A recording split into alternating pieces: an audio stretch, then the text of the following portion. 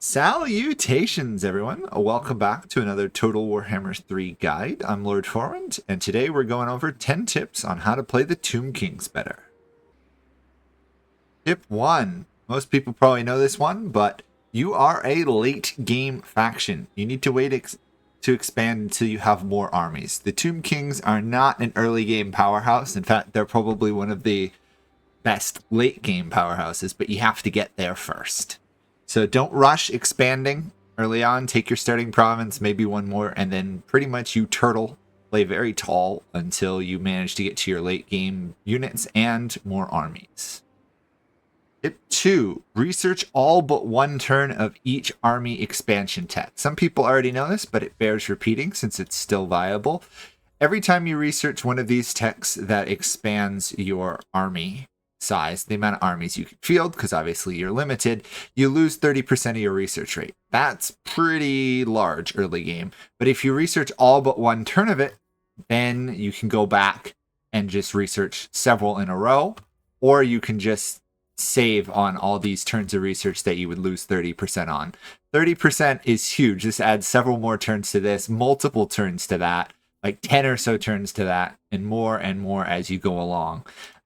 You do get some tech speed from expanding and upgrading buildings, but it will not easily match the amount you lose from researching army tech. So if you do just all but one turn, it makes it a lot easier to just quickly go through the rest of your tech tree. It will get you to your late game a lot sooner than if you research in a straight normal fashion.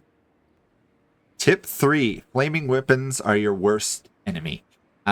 You are a faction that has a lot of healing, and being able to heal really makes a difference for this faction. Flaming weapons reduce healing gained by like 50%. So factions that have easy access to flaming weapons, the Khornite faction is probably your worst enemy, but you've got other ones like the dwarves have access to flamethrowers, the Empire and other factions that have access to fire mages are also very dangerous for you to deal with. So just be aware, flaming weapons are your worst enemy. That you're going to struggle versus those armies a lot more. And for some reason, if you play this faction in multiplayer, be aware your enemy is probably going to bring flaming weapons to fight you. Tip 4. The Tomb King's main killing tool are constructs. Your late game constructs are how you're going to kill enemies in battles usually, followed by your ranged units. The Tomb Kings have access to the very basic skeleton archers, but they are going to be your main source of damage, at least to the early game. Once you get moving into the tech tree, get deeper, you're going to start getting to constructs. Once you hit constructs, obviously you have a limit cap on them, but you want to turn most of your army into various constructs and monsters.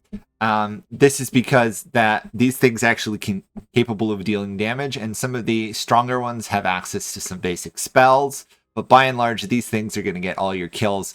Your main line of infantry is mainly there to just hold the line, and your ranged unit, although it's not amazing for a long time, it's going to be more effective than using tons of spearmen or warriors.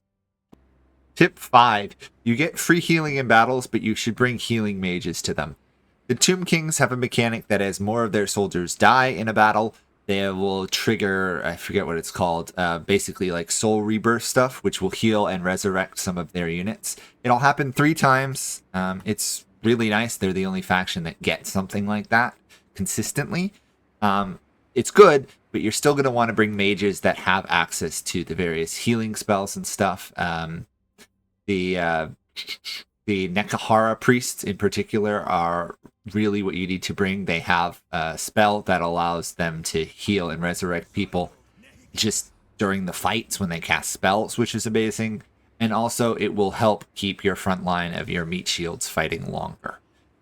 Free healing is nice, but you really also need mage healing as well. Tip 6, and this is a very interesting. Some of your heroes start out immortal on recruitment. I don't know if it's entirely planned that way, but if you recruit your Lich Priests, many of them already start with the Immortal trait, or can get it really easily. So why not bring plenty of them to the battle? Even if they fall, you get them back. It's a huge bonus for a faction. Sadly, some of the other ones, like your Tomb Princes here, have to be upgraded to level 20, but the other heroes there, Lich Priests, at least some of them, start immortal from the beginning, so you should deploy them and use them. Having immortal heroes is a huge bonus for a faction.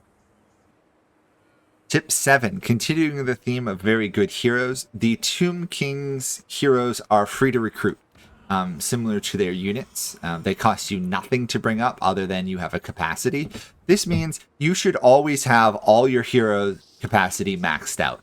There's no reason not to. Every turn that they're in the field, they can be effective, and they also get XP. So if you ever gain an increase to your hero capacity, and sometimes you'll get it through events, make sure to recruit that hero either that turn or the next turn. Stick it in your army. It's better than your average skeletal spearman, any heroes. It's quite possible to wander around with like 5 or 6 heroes in an army. I think they're very similar to the vampires in the sense that outside of your constructs and range, your heroes are going to be your next best units in any army. Tip 8, make sure you build gold gaining buildings early. So the Tomb Kings, their recruiting your units is free. In exchange for that, their buildings are expensive and they have almost no way to generate income. If you look at all their highline stuff, the most they will get is 200 gold from building it. Thankfully, no upkeep, but the reality is you basically make no money. You have no free income, unlike some other factions, meaning every little bit of income you get, just building this alone would triple our income per turn.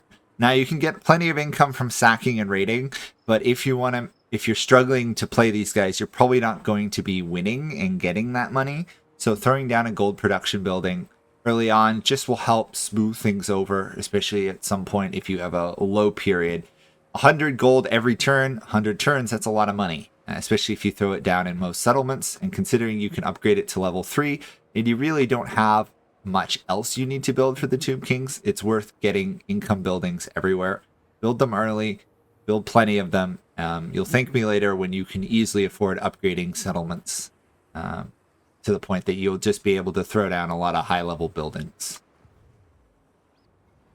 Tip 9, the Tomb Kings have access to the Sandstorm Incantation, Great Incantation of Kassar, which will cause a sandstorm, causing attrition. This is an amazing defensive ability for a faction. It gives you a 50% increase on ambushes, which might be the best thing. And you also have access to the Sand Veil ability, which allows you to hide units, which is really fun. You want to take this if you're struggling at all on the defense. Good chunk of change, so just be aware that 3,000 gold is a lot for this faction. But it allows you to play super defensive. I used it to great success in one of my legendary campaigns is Khemri here, Cetra the Imperishable. It really makes a difference stopping enemies from being able to invade and take over your lands. So definitely use it. Defense, especially when you're a building tall faction, is crucial to your survival. And tip 10, which is also the same for almost any faction that has tons of cheap spammable units, make sure you bring 2 armies to fight each enemy army. You might even consider bringing 3 if you're fighting a faction like Khorne or the Dwarves. You have free armies, which is an unbelievable ability. You have to utilize it properly, and you have unit caps, which means you have to build an army and you pretty much want to place most of your best units in a single army, and then have an army following it around that's literally just filled with chaff units. Stuff like warriors, spearmen, and definitely don't forget to bring plenty of skeletal archers. These guys are really actually quite effective. Make sure you use up all your good army capacity, unit capacity in your armies. Make sure you have every single army you can on the field and bring them to the battles. Outnumber the enemy 2 or 3 to 1, and you will have great success as the Tomb Kings. The trick is both surviving to them and making sure that you fight enemy armies 1 at a time and not like 2 or 3 at a time. That's where the Tomb King's ability to ambush is extraordinarily strong. They are really good ambushers, especially if you get towards Lightning Strike, which I highly recommend you get on the Tomb Kings, level 3 Lightning Strike, as well as Dead Sand Sentinel. You will be able to ambush, you'll be able to Lightning Strike. Lightning Strike, if you have it on 2 of your lords, allows you to bring both of them to the battle. And unless the enemy armies both have Lightning Strike, you'll only be fighting 2-on-1. Makes a huge difference for the Tomb Kings. And that's it for this guide. Hopefully this helps you play the Tomb Kings better. If you have any questions, comments, or your own tips, by all means, leave them below. And if this video helped you, like, comment, subscribe, all that great stuff. And I will see you all in another Let's Play or guide. Thanks for watching. Bye for now.